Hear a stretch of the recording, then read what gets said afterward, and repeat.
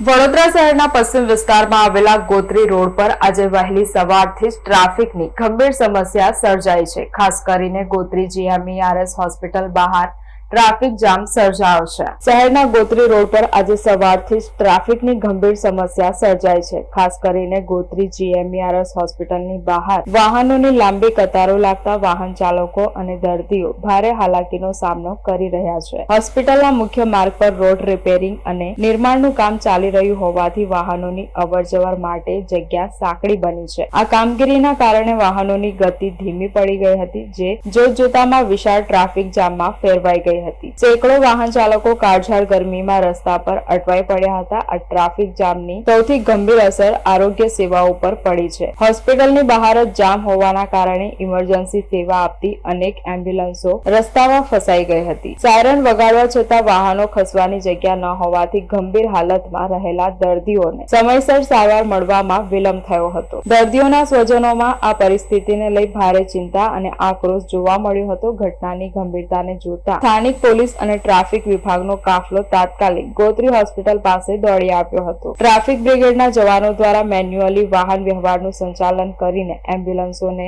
પ્રાથમિકતા આપી બહાર કાઢવાના પ્રયાસો હાથ ધરવામાં આવ્યા છે. તંત્ર દ્વારા વાહન ચાલકોને હાલ પૂરતો વૈકલ્પિક માર્ગ પસંદ કરવા અથવા ખૂબ જરૂરી હોય તો જ આ માર્ગનો ઉપયોગ કરવા અપીલ કરવામાં આવી છે.